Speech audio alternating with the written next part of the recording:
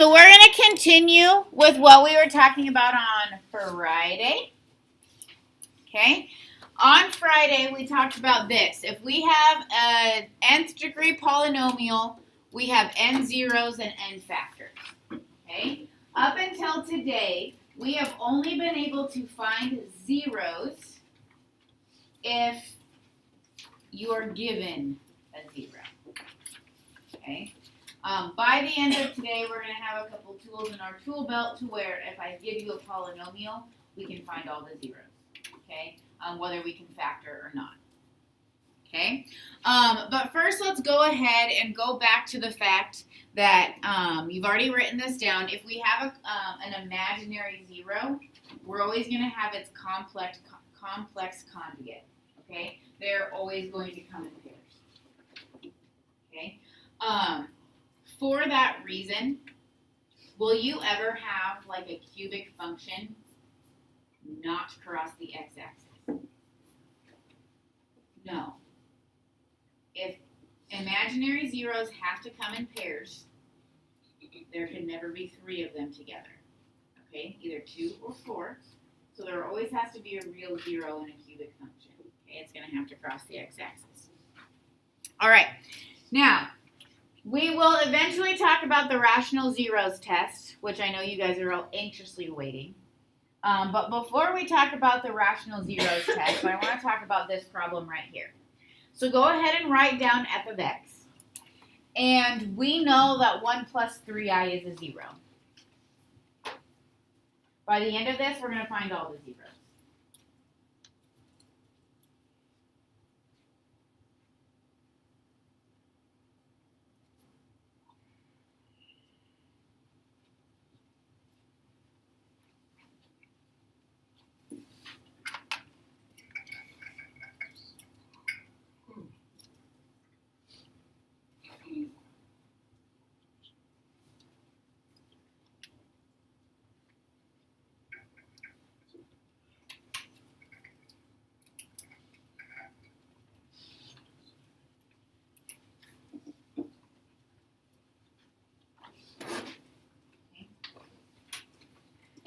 Stop.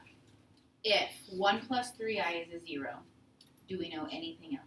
1 minus 3 is a 0. Okay, so we know 1 plus 3i is a 0, 1 minus 3i is a 0. Okay.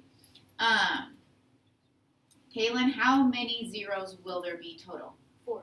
Okay, so we have 2 left to find. How are we going to do that?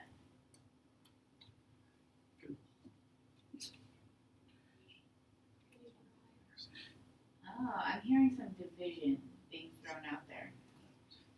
In what way could we divide? Okay, Max, you said division, right? Yeah. Okay, what were you thinking? Well, like when we're given like the linear things, we usually do like synthetic division. I just keep working it out. Okay. Okay. Emma, you throw it out as well. Was that your idea? Like to use synthetic division?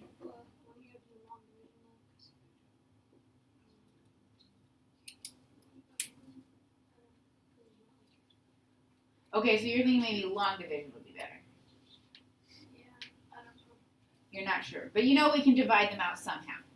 Okay? Okay. You could multiply the 1 plus 3i times 1 minus 3i and then divide f of x by what they multiplied to. Okay, so we have 2 ideas here. We can do synthetic division twice. Once with 1 plus 3i, a second time with 1 minus 3i. Or Kaya says we could take the 2 zeros and multiply them to have a quadratic that we can then divide out of our 4th degree polynomial. Which one sounds better? How many of you would vote for synthetic division twice with complex zeros?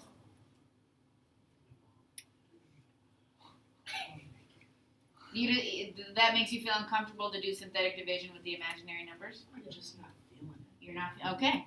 Then that's fine. So let's talk about, we have 2 zeros, right? So x minus 1 plus 3i and x minus 1 minus 3i. We can multiply these two together to get a quadratic, and then that quadratic should divide evenly into our function. Why do you need that? Oh, never mind. Okay. So, let's do this again, right? Emily gave us a good question to kind of warm our brains up for this. Okay, so we have x times x times -1, and x times 3i. And we'll move on to -1 times x, -1 times -1, and -1 times 3i. Then we have -3i times x, -3i times -1. -3i times +3i would be -9i squared. Okay? So the quadratic that should divide evenly into our function is x squared minus 2x. This is 1 plus 9 plus 10. Okay, so let's talk about what we did. We took our two zeros, we made them factors, we multiplied them. Now, what we should be able to do is take our fourth degree function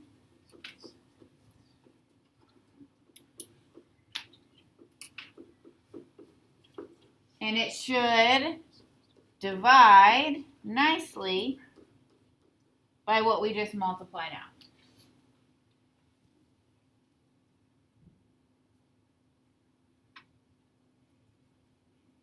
So good thing we know how to divide because this is going to help us find our other zeros. Whatever we're left with up here is something that we should be able to work with. Okay, so I'm going to move this down. Oh, just barely too far.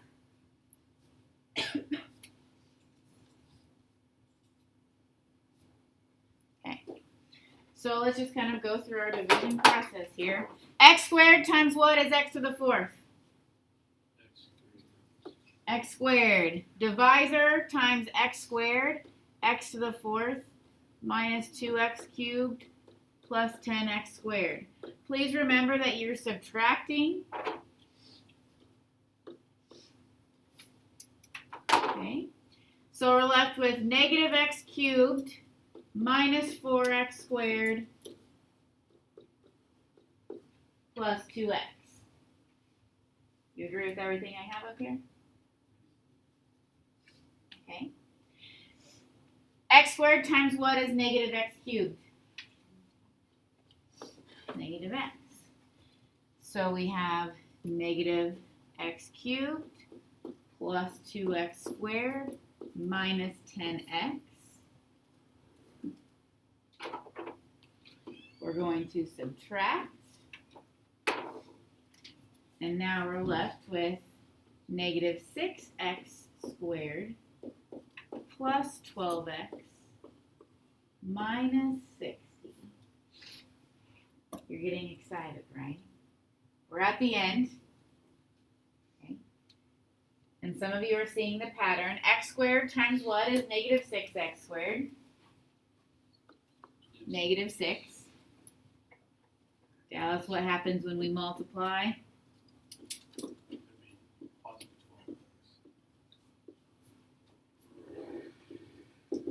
Should we be getting a remainder of 0?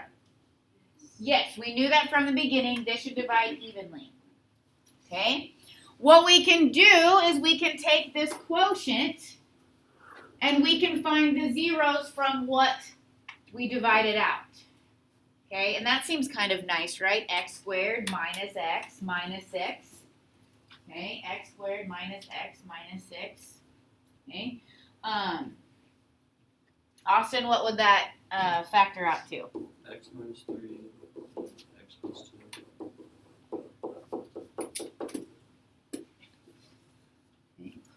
Good.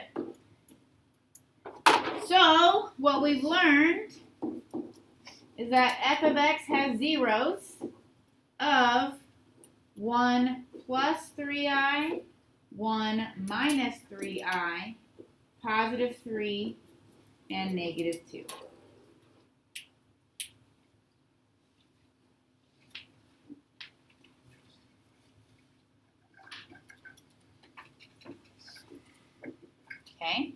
So this fourth degree polynomial only crosses the x-axis twice because the other two zeros are imaginary.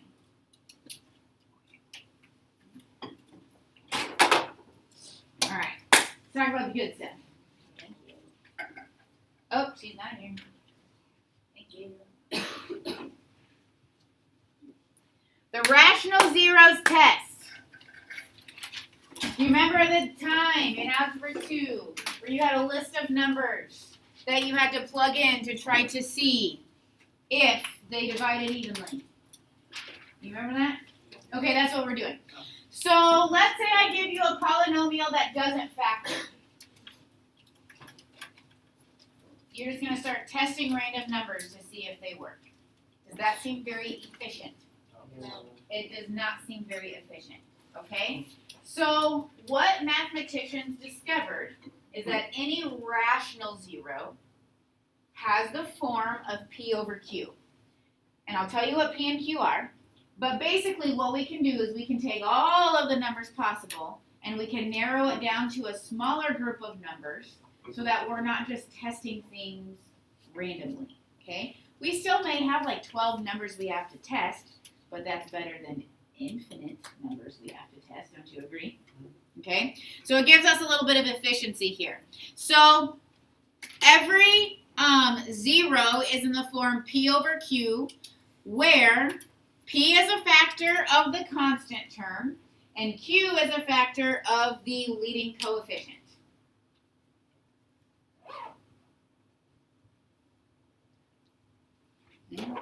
So this right here is what I would really focus on. If you're going to write anything down, it better be what I have highlighted there in my blue marker.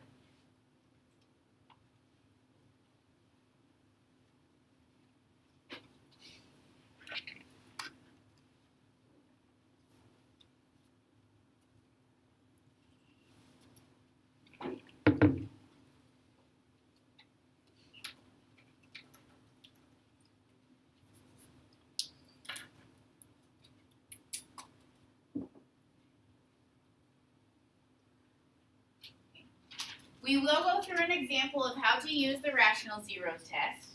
And I know that you all have done it before, so it's really just a reminder. Then we'll go through one more rule that will help us narrow it down even more in some cases.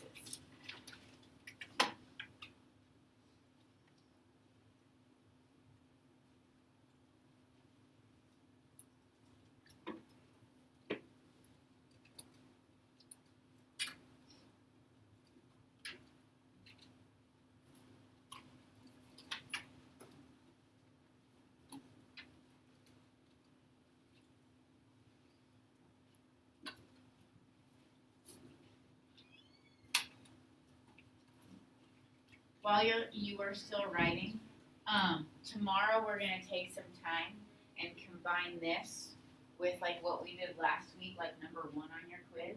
We're going to combine all of those things together, where we take our concept of leading coefficient tests and multiplicity with how to find zeros of polynomials that can't factor and create graphs. Okay, just so you know it's coming up tomorrow. Are we ready? Guy, are you done writing? Okay, so you're done. Gabe, you're ready? Okay. Please write down this polynomial. Okay. As you're writing it down, if you can factor, please factor. Okay. The rational zeros test does take more time because we are literally guessing and checking. But if you can't factor, that's all we have left to do. Okay, but if you can factor, please factor. This one we can't.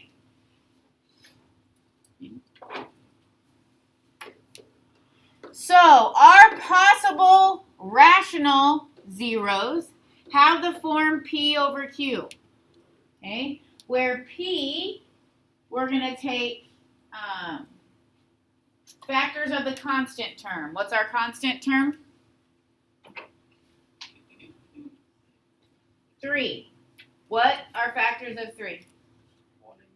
1 and 3. But we do need to account for positive and negative versions.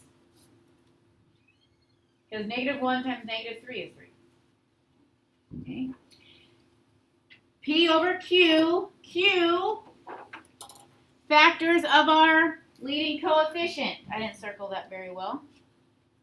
2 and 1. Okay. So that's not what you're going to write. This is what you're going to write. Okay? Our possible zeros are positive, -1 over 1, positive or -3 divided by 1, positive or -1 divided by 2, positive or -3 divided by 2. You need to take all of these possibilities here. So we have 8 zeros that are possible.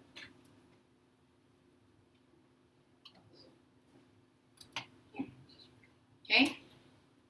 Should we start with 1/2? I probably wouldn't if I were you.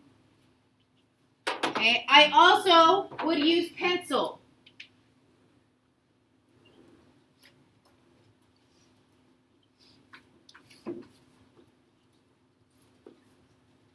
I would use pencil. Because we're going to put a number right here. If it doesn't work, we still want to use synthetic division. So if it doesn't work, we can erase the K, we can erase our work, and try again. All right? So, Brayden, what numbers do you want to try first? 1 is a great number to try first. It is the easiest one to multiply. Okay? So let's see what happens. We drop down the 2. 2 times 1 is 2. Add to get 5. 5 times 1 is 5. Add to get -3. What just happened? This is why I draw smiley faces. Okay? It is exciting when we get a remainder of 0 because we have found a 0. Okay? Hooray! Are we done? Should we use synthetic division again? Yeah. Can't you will use the bottom one to like use that to make the thing and then you factor it. Okay, so technically we could keep doing synthetic division, but my advice to you would be once you have a quadratic, solve the quadratic, okay? We are left with a quadratic. It is not guaranteed that these are going to have nice zeros. Maybe they will, maybe they won't, okay? So we need to solve this quadratic, whether it's by factoring, whether it's by the quadratic formula. We don't know. So let's see. Does it factor? I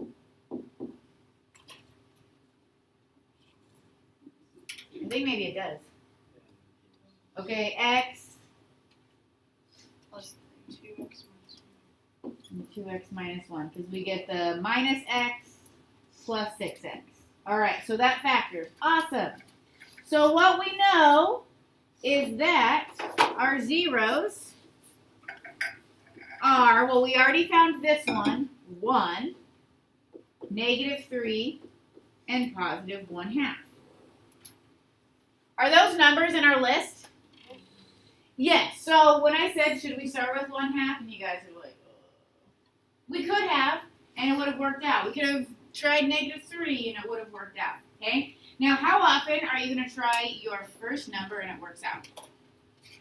Not very often. Okay? Don't get discouraged, but be strategic about it. Okay? If you try 1, try -1. And you're going to see, even before you get to the remainder, if it's going to work out or not sometimes, because your numbers are going to be so ridiculous. Okay? Please have patience and perseverance as you do these problems. Okay? You can do it. Do not give up after only trying 3 or 4 zeros. It might take 5 or 6 tries before you find one, and that is okay. Right? Okay. Now, let's talk about something that would maybe help us eliminate some of the zeros in our list. Now, we went from an infinite list to, in this case, a list of 8 numbers, right, to try. Could we maybe narrow that down even more. There is something called Descartes' rule of signs. And I believe if you took honors algebra 2, this is something you would have talked about. Okay.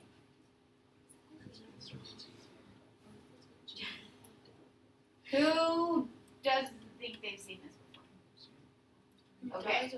Not a problem. It's not an overly difficult concept. Okay? It's just something that's going to help us eliminate some of the zeros to try. I will tell you that it's a little wordy to like maybe describe, but applying it isn't so bad. Okay? So this is what Descartes figured out. If we have a polynomial, then the number of positive real coefficients is either equal to the number of variations in sign or less than by an even integer. Okay? Right now, guys, just write it down. Okay, so you have it. Just write it down and I'll explain to you in more detail what that means.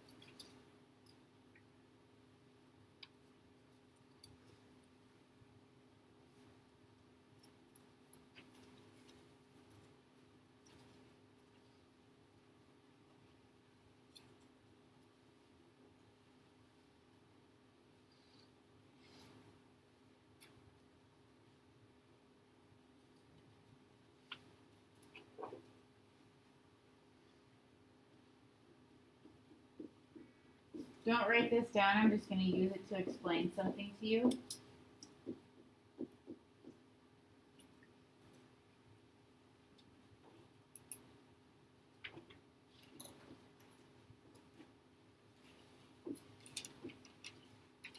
Okay.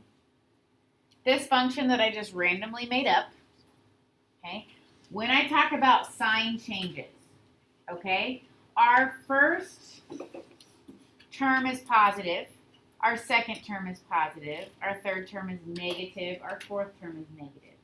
How many times did we change from positive to negative or negative to positive? Once. Only once. So this would mean there is only one positive real zero in this polynomial. Okay. Now let's talk about what I mean by or an even integer less. Okay. We know that complex zeros come in pairs. So we have to account for that possibility.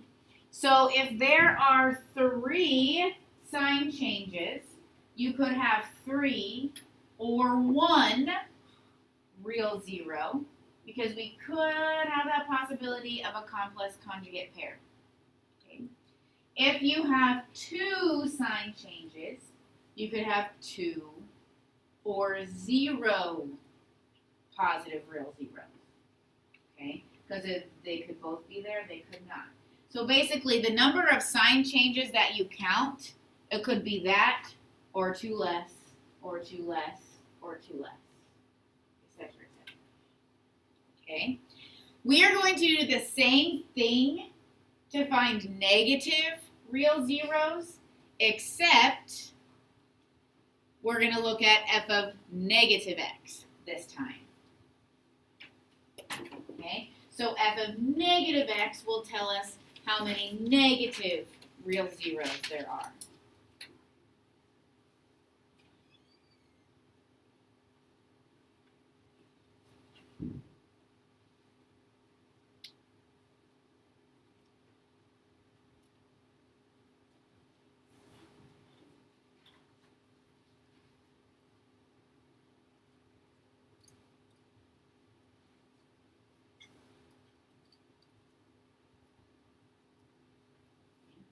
Now, I am going to show my work on the board, We'll kind of talk about some things to look for.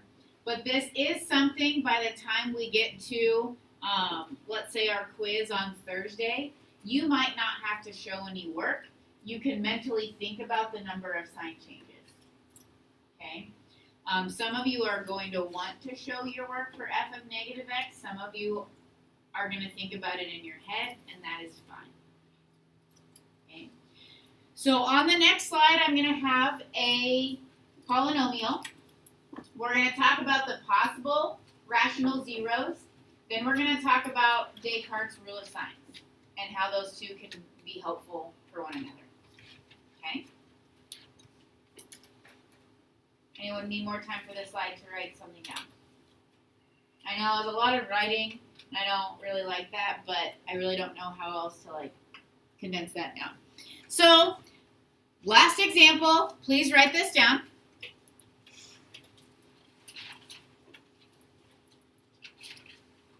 Write down the cubic function here.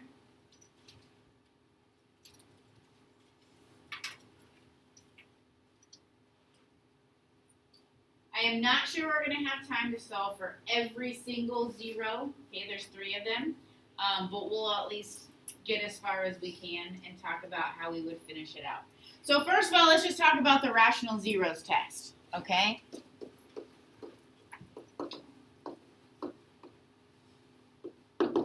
Okay. We have factors of our constant over factors of our leading coefficient.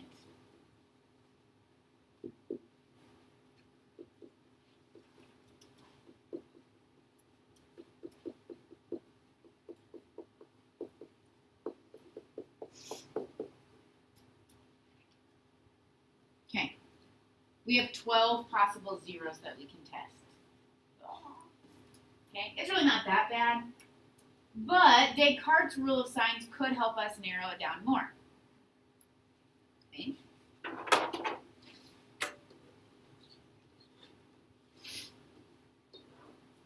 Okay.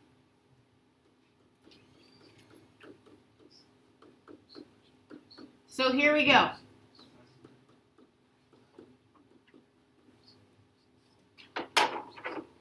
Let's count the number of sign changes. Here we go from positive to negative. There's 1. Here we go from negative to positive. There's 1. Here we go from positive to negative. How many sign changes do we have?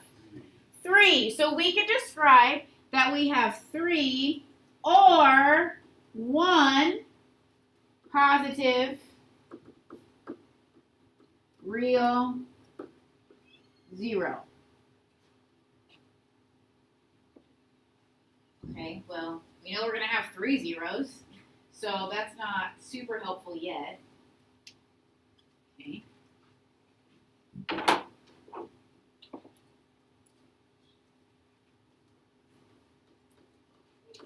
Okay.